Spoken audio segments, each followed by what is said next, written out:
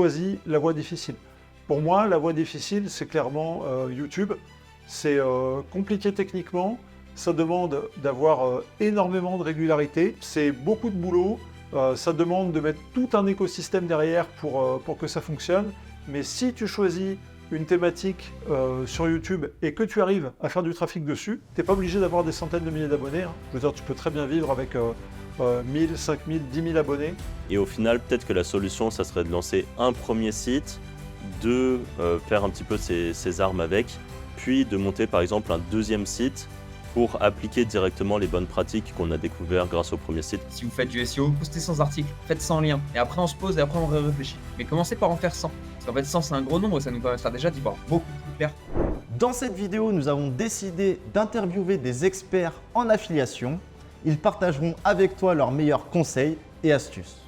Pense à mettre un like, un commentaire, abonne-toi à la chaîne et c'est parti. Quel est ton meilleur conseil pour débuter en affiliation en 2024 ? Pour débuter en affiliation en 2024, je conseillerais de se lancer sur des axes faciles. Pour moi, le plus facile, ça va être de se lancer sur YouTube. Alors, je vais m'expliquer. En fait, YouTube, c'est très facile parce que vous avez simplement à faire des avis où vous filmez en montrant votre visage ou sans montrer votre visage et vous pouvez tester des produits juste que vous avez entre les mains, vous pouvez tester des logiciels, etc. Après, mon conseil, ce ne serait pas de se lancer seulement sur YouTube. Ce serait dommage. C'est pour ça que moi, je conseille vraiment aux gens de faire de l'affiliation en SEO, donc avec un site internet, et en même temps d'avoir l'axe d'acquisition qui est YouTube. En fait, si on mixe les deux, ça va être assez facile. Ça veut dire qu'en fait, YouTube va donner du poids à notre site d'affiliation, et de mixer tout ça, ça va faire qu'on aura un projet global qui va être plutôt facile à lancer et à durer dans le temps. En plus, ça va permettre aux gens qui débutent de varier leurs tâches, c'est-à-dire de ne pas faire tout le temps la même tâche chronophage, de ne pas toujours rédiger des articles, de ne pas toujours faire des backlinks, mais la partie YouTube va être également intéressante au quotidien. Après, une autre source d'affiliation que je trouve assez simple pour débuter, ce serait l'affiliation Pinterest. Pinterest, j'en parle beaucoup en ce moment, c'est tout ce qui est automatisation avec les pins qui se postent tout seuls sur Pinterest. Ça, c'est quelque chose qui est ultra facile à lancer. Mais encore une fois, ne pas focus que là-dessus. Parce que le problème d'une chaîne YouTube, le problème de Pinterest, c'est que par rapport à un site internet, ce sera beaucoup moins valorisé. Et qu'en fait, quand on a un site internet en affiliation SEO, on construit vraiment quelque chose de solide sur le long terme qui pourra se revendre, qui vaut facilement entre 24 et 36 mois de bénéfices. Mon meilleur conseil pour débuter en affiliation, c'est de ne pas se précipiter et de bien se former. Ça, c'est très important parce que l'affiliation, ça touche à énormément de domaines et forcément, on n'est pas parfait partout. Et aujourd'hui, en 2024, plus que jamais, il faut être bon partout pour avoir un site qui cartonne. Heureusement, il existe des ressources en ligne, il y a des formations pour se former en affiliation et à la création de sites de niche. Ça permettra ainsi d'être bon dans la création de sites avec WordPress par exemple, dans la sélection des bonnes niches, des bons programmes d'affiliation, dans le référencement naturel, l'optimisation pour les conversions, la création de contenu, tout ça. Ce sont des choses vraiment à maîtriser parce que si on se lance à l'aveugle, on va forcément faire un paquet d'erreurs et le site ne décollera jamais. Voilà. Deuxième conseil, hein, ça va être de bien choisir sa niche. Ça, c'est primordial parce que si on choisit une mauvaise niche en affiliation, eh bien, le site ne rapportera rien, même s'il rank bien sur Google. Donc ça, c'est un élément hyper important. Il va falloir prendre son temps pour choisir cette perle rare parce que c'est ce qui fera toute la différence. Ensuite, troisième conseil, c'est de passer à l'action. Je sais qu'il y a beaucoup de gens qui veulent maîtriser vraiment tous les aspects de A à Z. Alors, j'ai dit juste avant que c'était très important de se former. Oui, on n'est jamais parfait partout. Et donc aussi un élément déterminant qu'il faut savoir, c'est que passer à l'action, c'est aussi comme ça qu'on apprend. Donc se former dans un premier temps, c'est très bien, mais ensuite, tout de suite après, il faut passer à l'action et il ne faut pas procrastiner. Donc voilà, ça, ce sont vraiment les meilleurs conseils que je peux donner quand on se lance dans l'affiliation. J'allais dire faire du réseau, donc notamment à l'aide soit d'affiliate manager, soit de partenaires en fait exclusifs. On n'est pas forcément obligé de passer par des plateformes d'affiliation. On peut faire de l'affiliation directement avec un e-commerçant. Donc vraiment, le réseau, pour moi, c'est là où vous allez avoir les meilleures offres. Et idéalement, trouver une niche passion où vous allez vous dire: «Yes, j'ai envie d'aller travailler sur mon site parce que, ça me plaît, je suis expert dans le domaine». Ça vraiment, c'est un petit plus, ouais. Mon meilleur conseil pour débuter en affiliation en 2024, c'est vraiment, je pense, déjà d'attaquer, une petite niche. En fait, si on débute, on vaut mieux pas s'attaquer aux gros trucs, aux choses de géants, où il y a des sous énormes, où on voit des montants gigantesques en millions. Vaut mieux, en fait, commencer avec quelque chose qui va nous permettre de gagner quelques centaines d'euros par mois, mais en fait, de vraiment les gagner et d'attaquer vraiment la niche, quoi.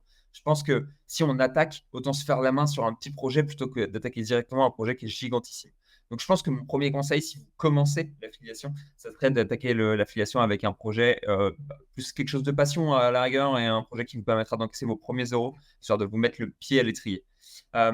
La deuxième chose que je vous donnerais comme conseil, si vous commencez l'affiliation 2024, potentiellement si vous êtes un peu plus jeune et que vous êtes vraiment dans la lignée des formats courts, donc TikTok, Short, Réel et tout ça, moi c'est quelque chose que je connais très peu et que j'arrive très peu à maîtriser. Mais si vous aimez ça et que vous le maîtrisez, honnêtement, vous pouvez aller travailler ces formats-là parce que c'est encore des formats qui sont, à mon avis, un peu sous-exploités en affiliation et où il y a encore de très belles choses à faire.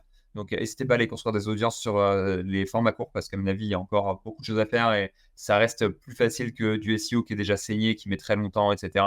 Donc, pour les premiers euros, allez attaquer des choses dans ces eaux-là et ensuite, potentiellement, on ira migrer sur des choses qui sont des niches qui sont un peu plus bankable. On ira migrer sur des choses qui prennent plus de temps, qui ont besoin de plus d'investissement. Mais ça, pour moi, c'est vraiment la meilleure manière de gagner ses premiers euros directement sur Internet. Plusieurs conseils pour débuter en affiliation en 2024. Le premier, c'est que de mon point de vue, il faut faire ce truc de se nourrir de contenu en fait. Donc ça doit être un peu une routine de gagner en connaissances tout le temps. Et donc pour ça, il y a plein de trucs. Bah, typiquement, il y a vos vidéos sur Learning Club. Si la personne est en train de regarder ça, c'est déjà qu'elle est bien partie. La chaîne de Romain, Pirotte, évidemment. Il y a le Wizard Podcast voilà, que nous, on co-host avec Arthur et Anthony. Il y a la vidéo de Paul Vengeon, il y a le podcast MVP, il y a le podcast Position Zéro. Bref, dans l'idée, en gros, c'est que un peu quotidiennement, je pense que se nourrir de contenu, même si au début on ne comprend pas tout, même si au début ça peut paraître un peu complexe, juste le fait d'ingurgiter comme ça en permanence de l'information permet, je pense, d'évoluer très rapidement. Donc c'est le premier conseil que je donnerais. Le deuxième conseil, ça serait d'éviter, en tout cas, de trop attendre avant de se lancer. Parce que pour reprendre mon premier point, c'est cool de se nourrir d'informations, mais il y a un moment où il faut appliquer les choses. Donc mon meilleur conseil, c'est de se lancer le plus rapidement possible et de corriger les erreurs petit à petit, d'apprendre sur le tas. C'est aussi comme ça qu'on fait un peu ses armes. Et donc on apprend toujours mieux en pratiquant. Donc mon deuxième conseil, c'était vraiment de se lancer le plus rapidement possible. Et le dernier point, c'est de trouver un moyen d'échanger assez régulièrement avec des gens. Il y a plein de Discord, il y a plein de forums. Il y a Twitter peut-être pour les plus motivés pour aller sur ce réseau social. Mais en tout cas, échanger avec des gens qui font déjà du SEO, qui font déjà de l'affiliation, qui font déjà du YouTube, des réseaux sociaux ou qu'importe, c'est ultra important. Mon meilleur conseil pour débuter en affiliation en 2024, alors je sais que ça va paraître complètement contre-intuitif et peut-être que des gens ne vont pas être d'accord avec moi, mais c'est pas grave. Je pense que le meilleur conseil que je pourrais te donner, c'est choisis la voie difficile. Pour moi, la voie difficile, c'est clairement YouTube. C'est compliqué techniquement, ça demande d'avoir énormément de régularité, c'est beaucoup de boulot, ça demande de mettre tout un écosystème derrière pour que ça fonctionne. Mais si tu choisis une thématique sur YouTube et que tu arrives à faire du trafic dessus, tu n'es pas obligé d'avoir des centaines de milliers d'abonnés. Hein. Je veux dire, tu peux très bien vivre avec 1000, 5000, 10 000 abonnés, c'est pas un problème. Mais à partir du moment où tu es arrivé à mettre cette chose-là en place, tu vas vraiment réussir à te faire à tirer des revenus en fait de ton affiliation. Et vu que c'est difficile, justement, tu as moins de concurrence parce que les gens, beaucoup plus facilement, vont faire du contenu avec ChatGPT, vont essayer de monter des comptes un petit peu pourris sur Instagram, faire des choses un peu automatisées sur TikTok. Ça peut fonctionner, hein, évidemment, mais je pense que à partir du moment où tu choisis la voie difficile, tu élimines déjà une partie de la concurrence. Et donc, mon meilleur conseil, ce serait lance-toi sur un projet où tu sais que ça va être dur de te rattraper, où tu vas vraiment avoir quelque chose en plus, qui va être le fait justement que tu sois capable de créer ce contenu, d'être capable d'être régulier. Et c'est du long terme, évidemment. Si tu veux faire du court terme, ne le fais pas. Mais si tu es dans une stratégie moyen-long terme, eh bien dans ce cas-là, choisis la voie difficile. Et sur le moment, ça va être dur. Pendant les premiers mois, ça va être dur. Mais une fois que cette phase est passée, quand la machine commence à être lancée et que tu vas commencer à avoir la récurrence des revenus tous les mois, et ben là, tu seras bien content d'avoir choisi la voie difficile parce qu'elle pourra être pérenne sur plusieurs années, à condition, bien sûr, de la travailler. Encore une fois, hein, je le répète, cette voie difficile, elle est faite pour travailler sur le long terme et demander de la régularité, et il faut être prêt à en chier. Quelles sont les erreurs à ne pas faire en débutant en affiliation? Première erreur de débutant que je vois assez souvent, c'est d'être dispersé sur trop de projets en même temps.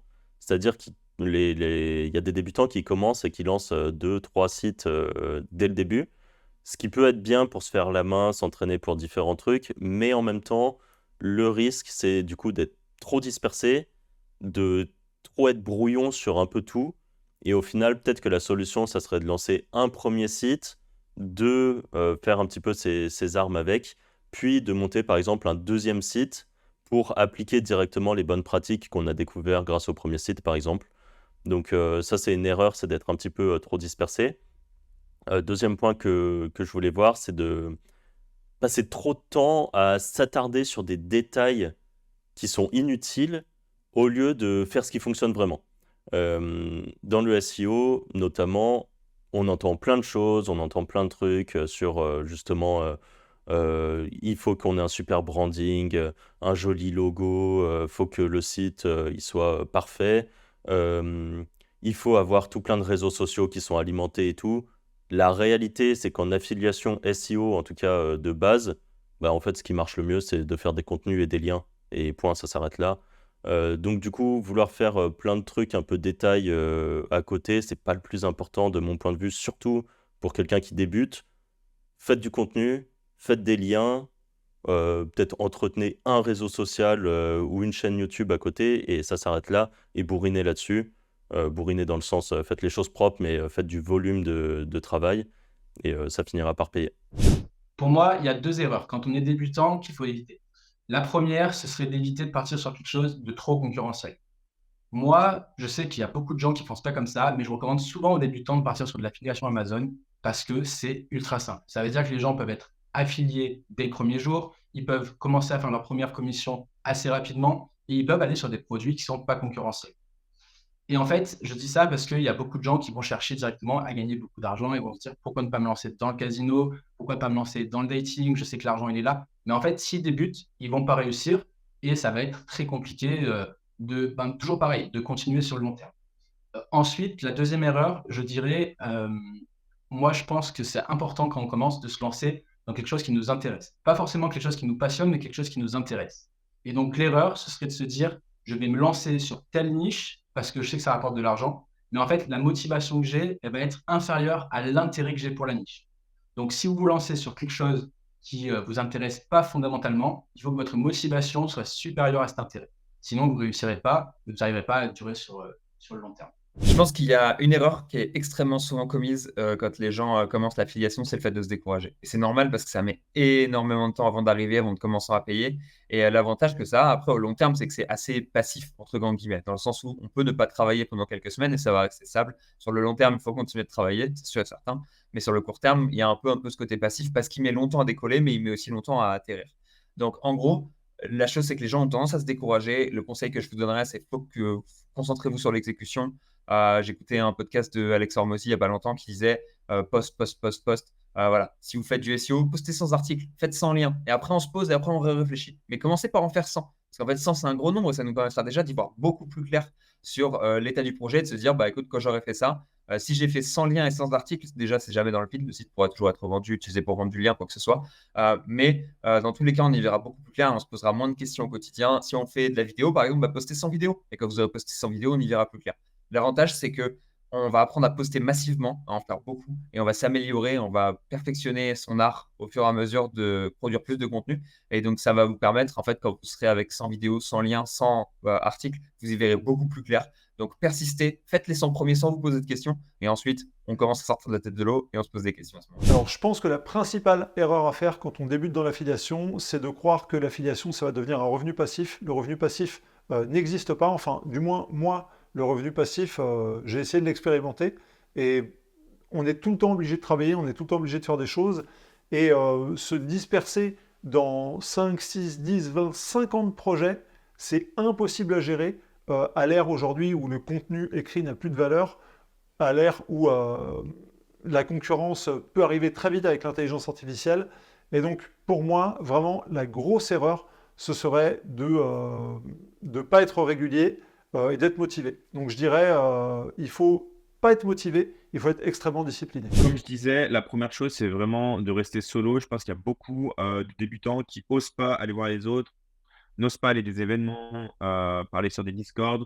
Mais je pense que ça, c'est vraiment la priorité, c'est de réseauter et pas rester solo dans son coin, en fait, demander de l'entraide, etc. Ensuite, il y a souvent des experts, on dit souvent le spam, ça marche, c'est facile, etc. Ça semble bien. Pas avoir le syndrome de l'objet brillant, se dire, OK, on focus dans un premier temps le white hat et après on ira sur du spam parce que même si le spam semble facile, opportuniste, il y a quand même des années d'expérience à avoir pour vraiment faire des trucs de concret. Donc vraiment, moi je conseille d'abord d'aller sur du white hat que d'aller dans le spam. La dernière chose, c'est pas parce que sur les outils comme SEMrush, Shadowscan, etc., il n'y a pas de volume de recherche qu'en réalité, il n'y a pas de recherche. Donc, des fois, tester du Google Ads un petit peu, voir les impressions et on peut être surpris. La première erreur, ça va être de se précipiter, de choisir une niche rapidement et de chercher à faire un site à la va-vite. Si tu choisis la mauvaise niche, ça va pas le faire parce que le site ne décollera jamais, il n'aura jamais de résultats satisfaisants. Et enfin, il ne faut négliger aucun aspect sur la création de ton site. Par là, j'entends que ton site doit être parfaitement optimisé. Pour le SEO, il doit être rapide, il doit avoir un contenu de qualité, agréable à lire, bien optimisé sémantiquement. Il faut avoir aussi, il faut être au top sur le niveau SEO on-site, mais il faut également bien travailler son netlinking parce qu'aujourd'hui, un site qui ne reçoit pas de lien, c'est un site qui n'est pas populaire aux yeux de Google et il va mal ranker. Surtout si tu es présent sur une niche qui est un petit peu concurrentielle.